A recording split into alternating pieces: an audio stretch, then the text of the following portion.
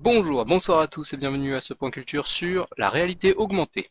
Alors Florian, la réalité augmentée, qu'est-ce que c'est? Il s'agit tout simplement d'un système permettant de superposer une image virtuelle à la perception qu'on a du réel.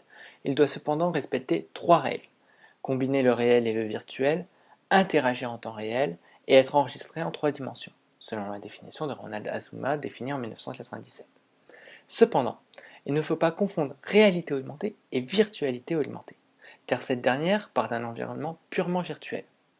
Ces deux types de réalité sont pour le moins complémentaires et non opposés selon la définition de Paul Milgram, 300 plus tôt.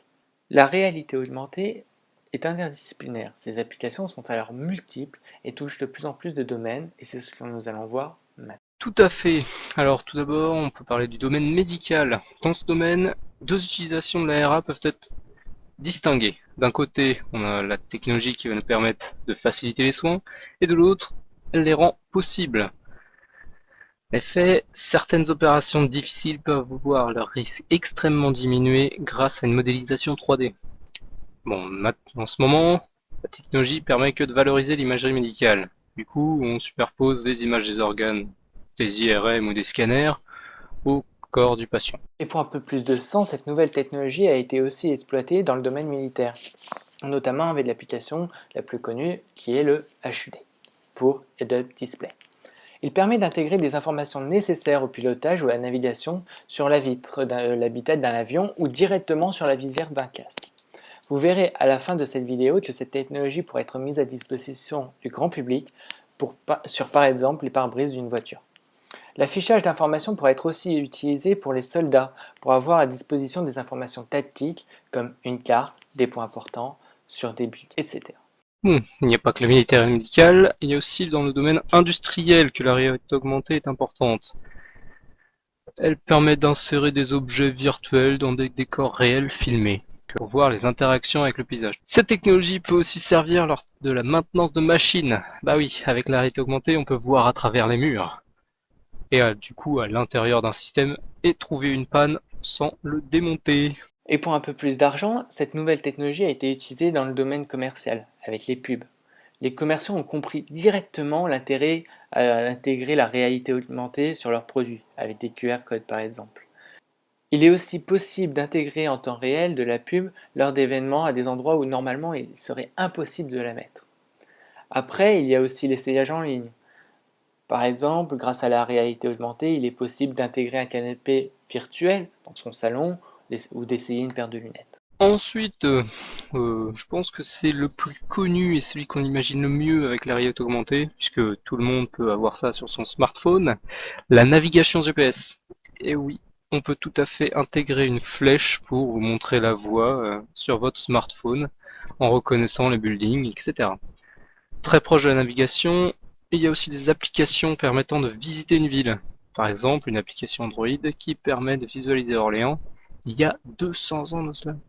Et pour un peu plus de fun, on a intégré cette nouvelle technologie dans le domaine du vidéoludique. Par exemple, lors des retransmissions télévisées, d'événements sportifs notamment, on a pu intégrer lors des courses de natation ou d'athlétisme des lignes virtuelles symbolisant le record à abattre, ou la ligne de hors-jeu au football. Nous pouvons aussi imaginer par exemple un jeu en ligne dans lequel on serait dans un environnement réel, par exemple chez soi, où on utiliserait des éléments virtuels, des armes par exemple. Bon, les applications, c'est fini. Maintenant, nous allons passer au top 14 des plus grandes avancées technologiques dans le domaine de la réalité augmentée. Puis, on verront les systèmes qui occuperont notre futur. Numéro 1. Nous allons débuter ce top 14 avec la toute première invention de réalité augmentée au monde. C'est celle d'Ivan Sutherland en 1965. Grâce à un casque et un système de miroir et de tubes cathodiques miniatures, il réussit à superposer une image virtuelle à la réalité. Le suivi des mouvements de la tête est alors assuré par un bras mécanique lié au casque. Alors voilà à quoi ça ressemble. Bon, c'est un peu encombrant, mais soyez indulgents, les Google Glasses, c'est pour plus tard. Numéro 2, en 1975, Myron Kruger crée VideoPlace, un système qui permet de créer un environnement virtuel autour de l'utilisateur. Il peut alors interagir avec des objets virtuels. Ce système fonctionne grâce à une caméra pour capturer l'image de l'utilisateur et un vidéoprojecteur pour lui montrer ce que ces gestes vont faire dans l'environnement virtuel. On peut alors jongler avec une balle virtuelle s'il veut. Numéro 3. McDonnell Douglas développe en 1979 un casque disposant d'un système HUD, comme on en a déjà parlé. Ce casque projette alors des informations utiles pour les pilotes de chasse directement sur la visière de leur casque. Et c'est le tout premier système de HUD portable au monde. Numéro 4. En 1997, la Turing Machine. Steve Feiner a conçu le premier système de navigation qui affiche des informations sur l'environnement de l'utilisateur. C'est ce dont je vous parlais sur la navigation.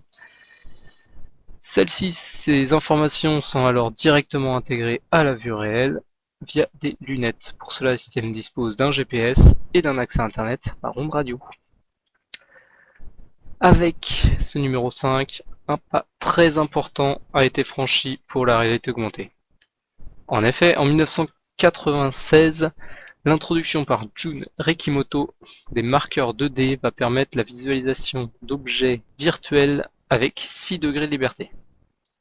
Cette technologie sera alors largement diffusée 3 ans plus tard avec le numéro 6. C'est une plateforme de développement en logiciel libre qui s'appelle AR Toolkit dédiée à la création d'interfaces de réalité augmentée, créée par Hirokazu Kato et Mark Billinghurst en 1999. Numéro 7. C'est dans l'année 2000 que Bruce Thomas développe AR Quake. C'est le premier jeu basé sur la réalité augmentée. Il permet de jouer au menu Quake où l'on veut. Dans une cour, dans un garage, on s'en fout.